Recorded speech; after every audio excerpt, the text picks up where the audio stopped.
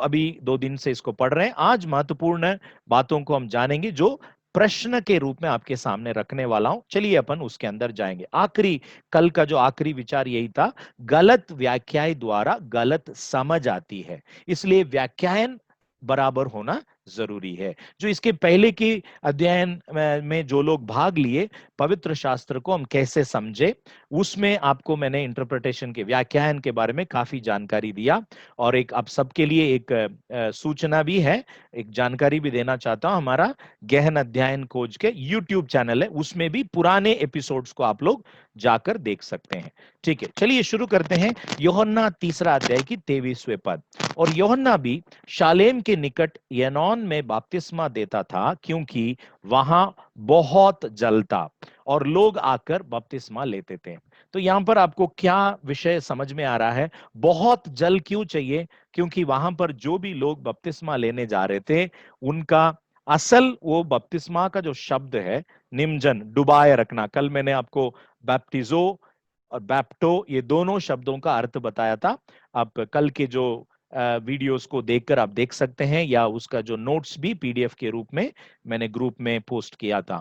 तो बहुत जल इसलिए कि वहां पर उनको डुबा सके। ठीक है, अभी अपन कुछ महत्वपूर्ण जानकारियों को लेकर प्रश्नों की तरफ जाएंगे।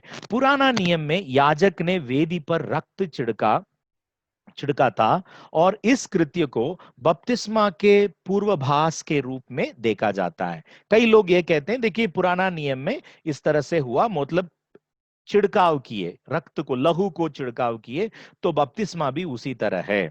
परंतु आपको मैं कहना चाहता हूं, कलीसिया के इतिहास में मध्य युग तक, मिडीवियल पीरियड करके जो कहते हैं, मिडिल एजेस तक, बपतिस्मा के विधि के रूप में इस्तेमाल किए जाने वाले छिड़काव का कोई संदर्भ नहीं है। कोई भी उदाहरण आपको मिलेगा नहीं। वो बाद में काफी समय के बाद कलीसिया के परंपरा में लाया गया। ठीक है, हम शुरुआती कलीसिया के पिताओं के लेखन में देख सकते हैं, कुछ परिस्थितियों के कारण यदि एक व्यक्ति को पानी में डुबाना संभव नहीं था, तो उस पर पानी डाला जा सकता है। मतलब ये बाइबल में से नहीं बोले वो, परंतु प्रैक्टिकली बोले। कोई कोई बहुत बीमार है, कोई कोई बहुत बूढ़े हो गए हैं, या उनको लगता है कि अभी कुछ दिन के बाद वो मर जाएंगे, बिस्तर पर है, तो संभव नहीं है, उनके परिस्थिति के कारण कलीसिया के अगुओं ने स्वयं कहा, उनकी इच्छा से, वो परिस्थिति के कारण कहा, उनको डुबा नहीं सकेंगे, इसलिए उन पर पानी डालो, पोर वाटर करके उनको बोला गया। डीडी एक करके एक 70 ईस्वी के आसपास लिखा गया एक नियमावली है। नियमावली बोलो तो मैनुअल, जो विश्वासियों के लिए प्रार्थना पुस्तक इस प्रकार जो रहता है, जैसे आराधना पुस्तक रहता है हमें मदद करने के लिए, वो बात हम कह रहे हैं। ओके, इसमें क्या लिखा है, फिक्र मत करो। आगे होने वाले घटना के निर्दोषों के बाद बहता पानी में पिता, पुत्र और पवित्र आत्मा के नाम से बपतिस्मा दो। यदि बहता पानी नहीं है तो कोई भी पानी में बपतिस्मा दो। यदि ठंडा पानी नहीं मिलता है तो उनको गर्म पानी में दो। ये सब कुछ नहीं है तो उनके सिर पर 3 बार पानी डाल दो। मतलब ये कैसे बनाया गया? ये उनकी परिस्थिति के अनुसार, एक्चुअल उनका बेस्ट कंडीशन, वो क्या बोल रहे हैं, यरदन नदी में लोग जाकर बपतिस्मा लेते थे, इसलिए वो बोला गया रनिंग वाटर में उनको जाकर उनको बपतिस्मा दे दो। परंतु ऐसा यदि आपके पास में परिस्थिति नहीं है, कहीं ना कहीं किसी न किसी रूप में उनको पानी की बपतिस्मा देना चाहिए करके डीडीएक में अपन पढ़ते हैं। ये एक प्रकार का बाइबल नहीं है ये, परंतु पवित्र लोगों ने, परमेश्वर के दासों ने विश्वासियों के लिए इन बातों को सलाह के रूप में लिखे रखा है। लवीय व्यवस्था में जो लिखा गया वचन को भी कई बार लोग कोट करते हैं, और मूसा ने अभिषेक के तेल और वेदी पर के लहू दोनों में से कुछ लेकर हारून और उसके वस्त्रों पर और उसके पुत्रों और उनके वस्त्रों पर भी छिड़का। तो ये जो घटना है बपतिस्मा को कभी भी नहीं दर्शाता है, क्योंकि यहां पर सेवकों की दीक्षा हो रही है। It is a ordination service आप बोल सकते हैं अपने भाषा में, परंतु ये बपतिस्मा के साथ आप कभी जोड़ नहीं सकते।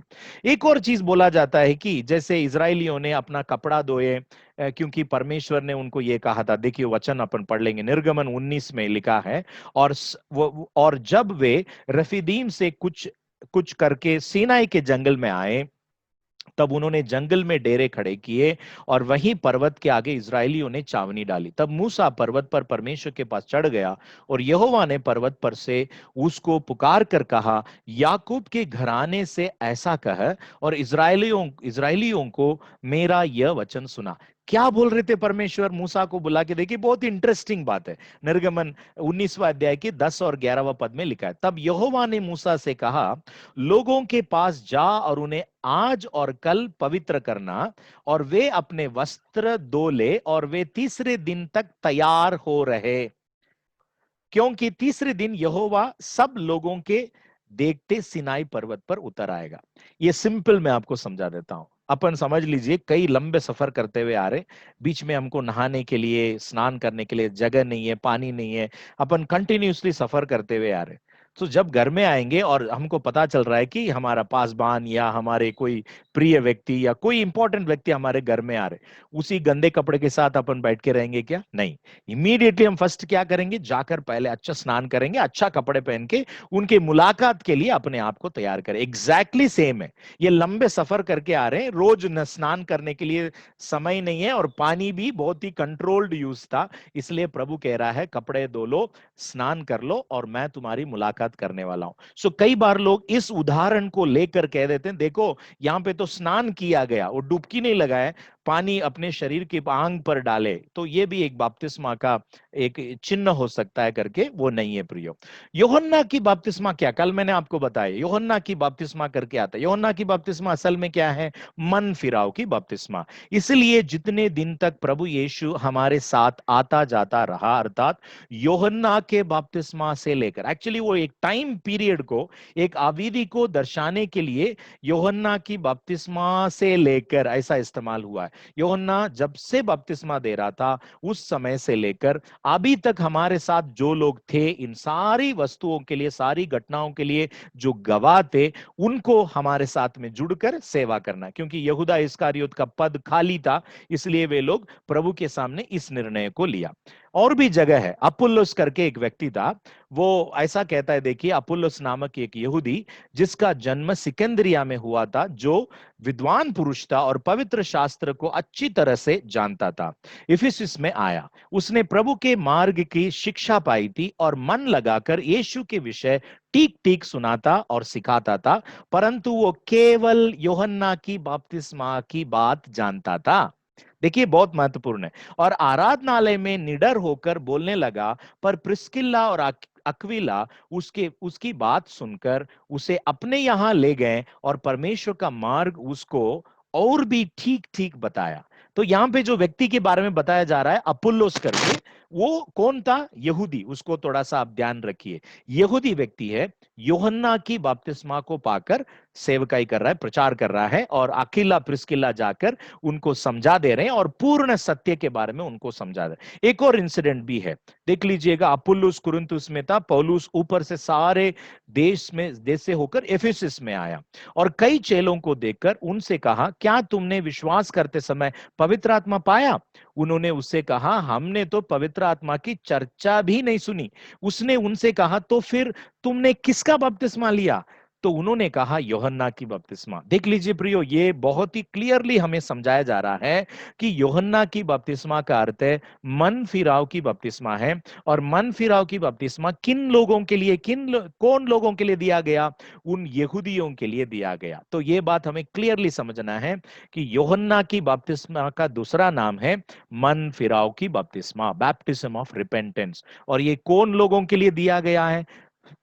केवल यहूदियों के लिए। यीशु मसीह आने के पहले जो लोग थे, उनके मन फिरावा के लिए दिया गया बपतिस्मा है। मतलब उनको क्या, कौन सी बातों से मन फिराना पड़ेगा? मतलब वो अपने अधर्मों को छोड़कर परमेश्वर ने मूसा को जो व्यवस्था दिया था, उस व्यवस्था की ओर वापस मोड़ना है, वापस आना है। उसी के बारे में यहां पर उनको उपदेश दिया गया था।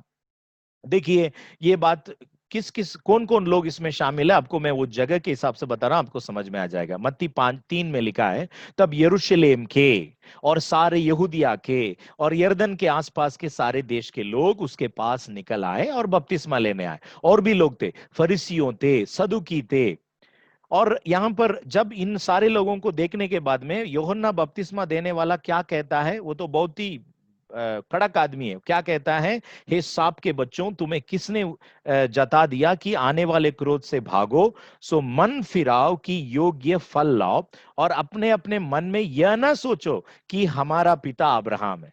मतलब आपको समझ में आ गया ये कौन लोग है? ये टोटली यहूदी लोग है।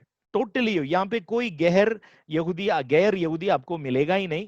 जगह से भी हमको जानकारी, यरूशलेम, सारे यहूदिया, यरदन के आसपास के लोग, ये सारे इलाका में रहने वाले केवल यहूदी लोग हैं। और ये शब्द से भी हम समझ सकते हैं हमारा पिता अब्राहम करके कौन बोलेगा? यहूदी लोग ही बोलते हैं। तो ये जो बपतिस्मा के बारे में हमको जो बताया जा रहा है, वो यूहन्ना की बपतिस्मा करके जो बताया जा रहा है, वो मन फिराव की बपतिस्मा है। वो उद्धार पाकर जो विश्वासियों की बपतिस्मा उन्होंने नहीं लिया। ठीक है, अभी एक एक प्रश्न को अपन देखते हुए जाएंगे। काफी प्रश्न की उत्तर आपको आज मिल जाएगा, क्योंकि प्रश्न उत्तर कभी भी कोई भी कलीसियाओं में से, कुछ कुछ संगठनों में से जब लोग आते हैं, हमसे ये पूछते हैं, कई कलीसिया के लोग हमसे ये बताते हैं, क्या बताते हैं कि आपका बपतिस्मा कौन सा है, आपने कौन सी बपतिस्मा लिया है ना। ये प्रश्न के लिए कई बार अपने को उत्तर देना ही मालूम ही नहीं है। आज बिल्कुल प्रभु आपको तैयार कर लेगा। यदि एक ही बपतिस्मा है तो फिर बपतिस्मा लेना गलत है क्या? ये बहुत महत्वपूर्ण प्रश्न है। हमको बचपन में हो गया, या जो भी, एक ही बपतिस्मा, बाइबल तो कह रहा है एक ही बपतिस्मा है, फिर क्यों बपतिस्मा ले सकते हैं? या बपतिस्मा हमने दोबारा ले लिया तो पाप कर लिए क्या, गलत हो गया क्या? अपन एक वचन को देख लेते हैं जो इस सेंटेंस वहां पे आता है। लोग क्या करते हैं, अधिकतर बाइबल को अपने हिसाब से व्याख्यान करते, वचन को उसके संदर्भ से बाहर निकाल देते हैं। वो वचन कौन सा है, उसका ऐतिहासिक घटना भी आपको बता देता हूं। ये जो रीबैप्टिज्म करते हैं, फिर से बपतिस्मा देते हैं, उनका नाम एना बैप्टिस्ट, ये ग्रीक शब्द में से आया हुआ है। एना बोले तो रीबैप्टिज्म, फिर से बपतिस्मा देना। ये एना बैप्टिस्ट लोग आज भी है, उनको मैं अभी बताऊंगा, पहचान करके दूंगा।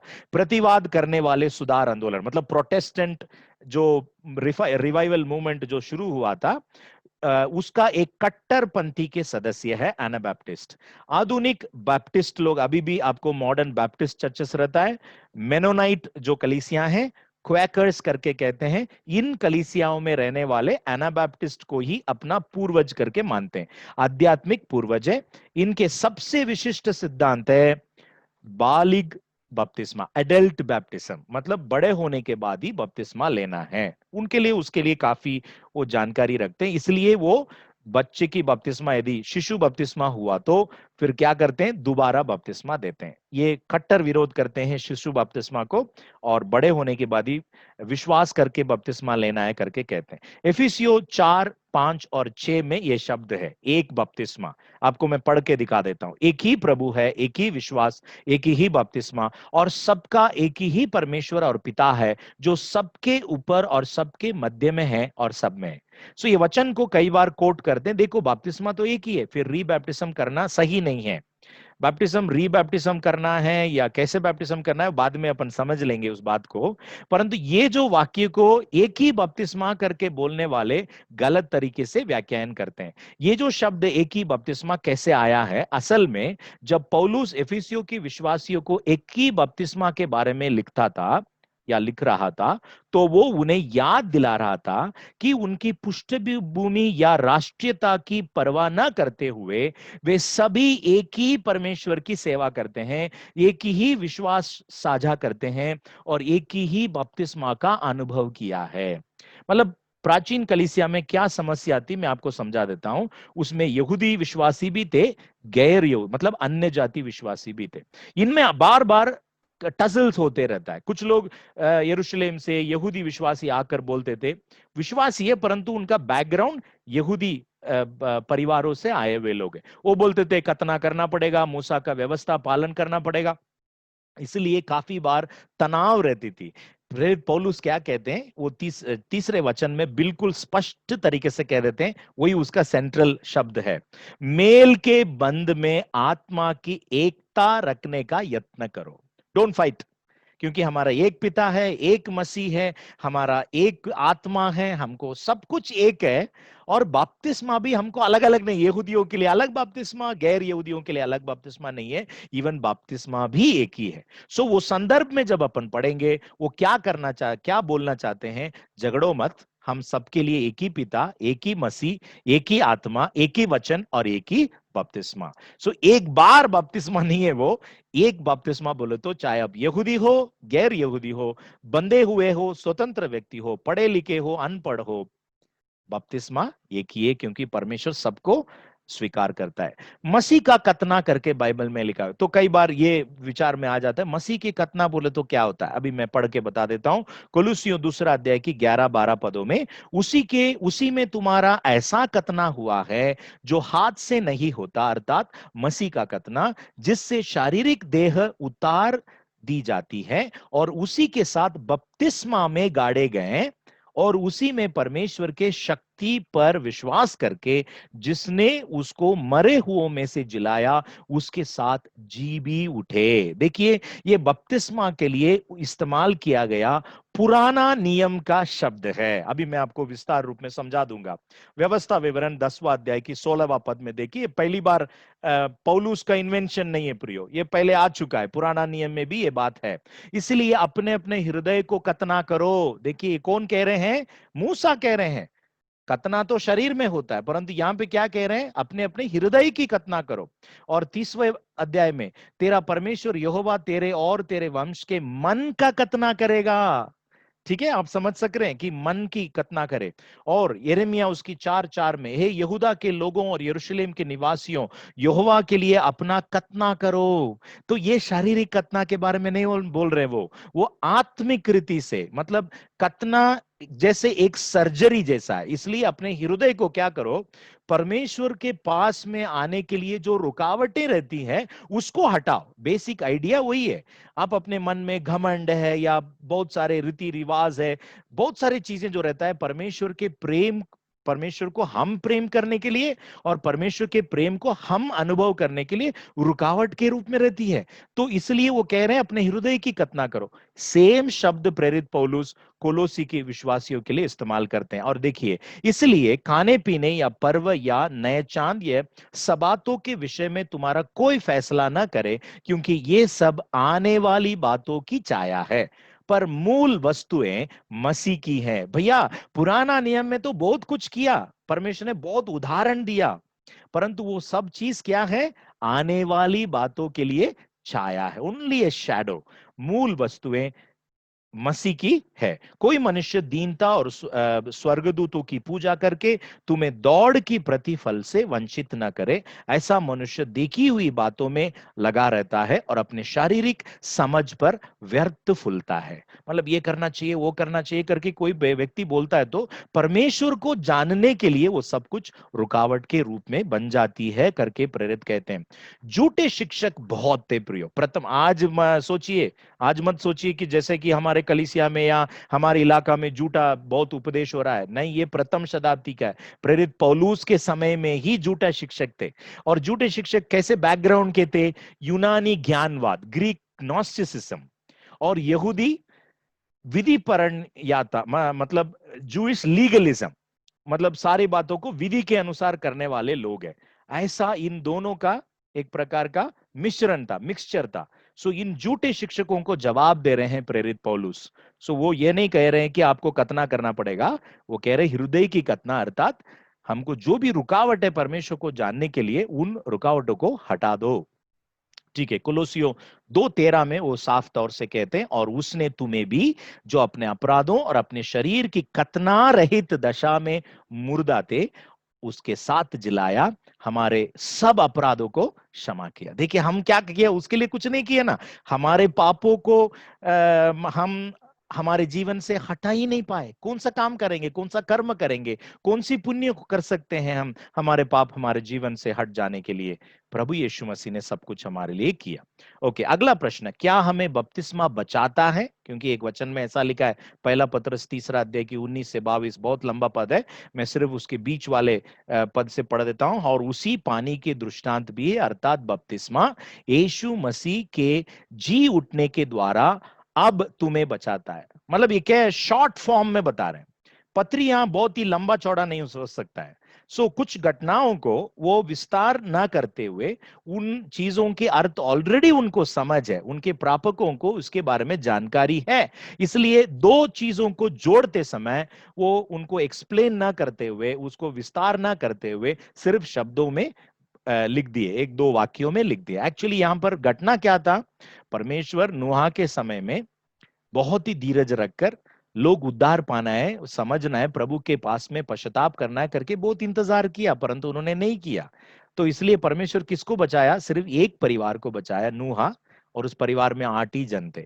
ये बाइबल बहुत ही प्यारा चीज है प्रियो, बाइबल में कोई भी शब्द व्यर्थता से नहीं लिखा हुआ। ये 8 जो है यहूदियों के, उनके जो गणित के ऊपर या नंबर के ऊपर का जो इंटरप्रिटेशन के अनुसार, यहूदियों के लिए 8 जो है नए शुरुआत।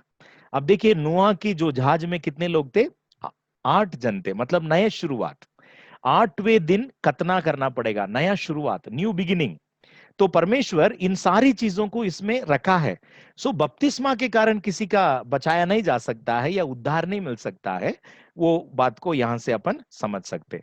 ठीक है, एक और प्रश्न है, ये अलग पंक्ति है, मसीह पंथ है, जो कहते हैं यीशु के नाम से बपतिस्मा लेना है। किसके नाम से बपतिस्मा लेना है, प्रभु यीशु के नाम से या पिता पुत्र पवित्र आत्मा के नाम से, वचन आधार पर हमको जानना जरूरी है।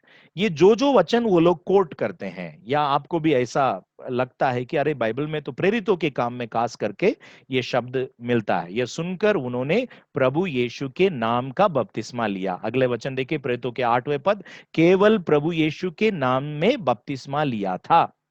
तो यहां पर इसके लिए क्या जवाब देंगे, हमें पहला चीज है आज्ञा पालन करना है। आज्ञा क्या है, आज्ञा ये नहीं है कि यीशु के नाम से तुम बपतिस्मा को लो। आज्ञा ये था, आज्ञा से ही हमने कल हमारा इस अध्ययन को शुरुआत किए थे मत्ती 28 में, कि तुम हर राष्ट्र के लोगों को चेले बनाओ और उन्हें पिता पुत्र और पवित्र आत्मा के नाम से बपतिस्मा। सीधी बात है, यीशु का आज्ञा है, आज्ञाओं को अपन पालन करना है। फिर ये क्यों आया है उसके कारण अपन जान लेंगे, थोड़ी देर में अपन जान लेंगे। यीशु और पौलुस बपतिस्मा क्यों नहीं दिए, ये बहुत इंटरेस्टिंग चीज है। वचन में मैं आपको दिखाता हूं, यूहन्ना 4:2, यद्यपि यीशु आप नहीं वरन उसके चेले बपतिस्मा देते थे। यीशु मसीह कभी बपतिस्मा नहीं दिया, और बपतिस्मा क्या आज्ञा यीशु मसीह ने किसी को दिया ही नहीं, पुनरुत्थान के बाद ही आदेश दी गई है, यीशु मसीह के पुनरुत्थान के बाद। इसलिए यीशु मसीह किसी को बपतिस्मा नहीं दिया। बपतिस्मा क्यों देना चाहिए, वो यूहन्ना के तरह मन फिराव की बपतिस्मा उनको क्यों देना चाहिए, वो तो काम यूहन्ना का है। यीशु का काम अलग काम है। यीशु मसीह हमारे अपराधों के लिए पाप की बलिदान के रूप में खुद को उस सूली पर दे देंगे, और परमेश्वर उनके बलिदान को स्वीकार करेंगे, और उसके लहू के द्वारा हमारा बचाव हो सकता है। नहीं तो यीशु मसीह के उपदेश से नहीं, यीशु मसीह के लहू से हमारे पाप क्षमा की जाती है। पहला कुरिन्थियों 1वां अध्याय की 16-17 में प्रेरित पौलुस कहते हैं, स्तिफानुस के परिवार के छोड़कर किसी को मैंने बपतिस्मा नहीं दिया, और कह रहे हैं कि क्योंकि मसीह ने मुझे बपतिस्मा देने को नहीं वरन सुसमाचार सुनाने को भेजा है। ये क्यों कहा, सिंपल बात है कि प्रेरित पौलुस बहुत ही एक एक्सेलेंट स्पीकर है, बहुत ही अच्छा प्रचार करते हैं, लोग उनको उनके पास आके सुनते हैं। तो वो क्यों मना किया, वीर पूजा को रोकने के लिए, हीरो वर्शिप। अरे पौलुस से हमने बपतिस्मा लिया, ये एक अलग पंथी बन जाता है। कुरिन्थी कलीसिया में पहले से गड़बड़ी था, फूट निर्माण हो गया। कुछ लोग बोल रहे थे हम पौलुस के, कुछ लोग बोल रहे थे हम अपोलोस के, तीसरे झुंड बोल रहा था हम कैफा की है, मतलब पतरस के हैं हम लोग। तो इस प्रकार की हीरो वर्शिप कलीसिया के अंदर में नहीं आना चाहिए। सब लोग प्रभु के सेवक है, सब लोग प्रभु के संतान हैं। तो प्रेरित पौलुस इसमें बहुत कट्टर रहा, वो कहता है मेरा काम बपतिस्मा देने का नहीं है, मुझे सुसमाचार बताने का काम परमेश्वर ने दिया। इसका अर्थ यह नहीं होता कि बपतिस्मा देना नीच काम है या गलत काम है। यीशु ने कहा वो जरूर हमें देना ही है और लेना ही है। आगे बढ़ेंगे अपन, क्या बपतिस्मा से पापों की क्षमा मिलता है, क्योंकि वचन में ऐसा लिखा है कि पापों की क्षमा के लिए यीशु मसीह के नाम से बपतिस्मा ले। नहीं मिलता है, क्योंकि तीतुस 3 अध्याय की 4-5 में लिखा है, पर जब हमारे उद्धारकर्ता परमेश्वर की कृपा और मनुष्यों पर उसकी प्रीति प्रकट हुई तो उसने हमारा उद्धार किया। परमेश्वर ने हमारी उद्धार किया।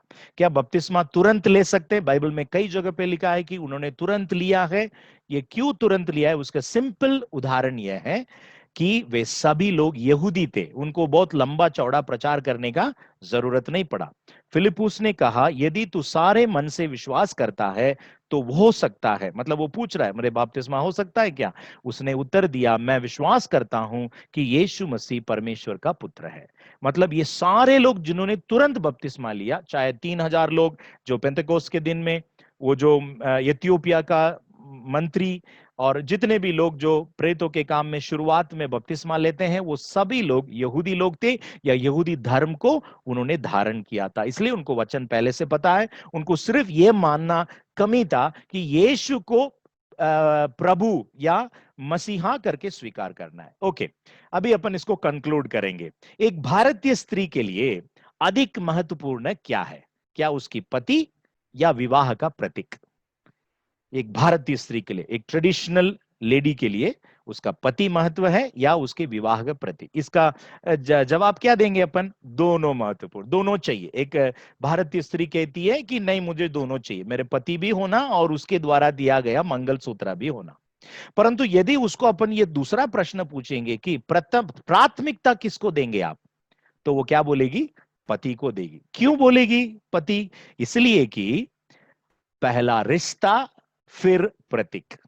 यदि रिश्ता नहीं बना फिर प्रतीक पहनकर कोई मतलब नहीं है। उसी तरह उद्धार पहले फिर बपतिस्मा है। तो उद्धार नहीं है तो अपन बपतिस्मा लेकर कुछ भी मतलब नहीं रहता है। ऐसा समझ लीजिए, सिर्फ मंगलसूत्र पहन के मैं कोई लड़की जा रही है तो सभी को क्या नजर आएगा? क्या इसकी शादी हो गई? मेरे प्रियो, हम इस बात को ध्यान रखना है, उद्धार परमेश्वर के साथ रिश्ता को जोड़ देता है और उसको बाहरी रूप में अपन प्रकट करने के लिए हम बपतिस्मा की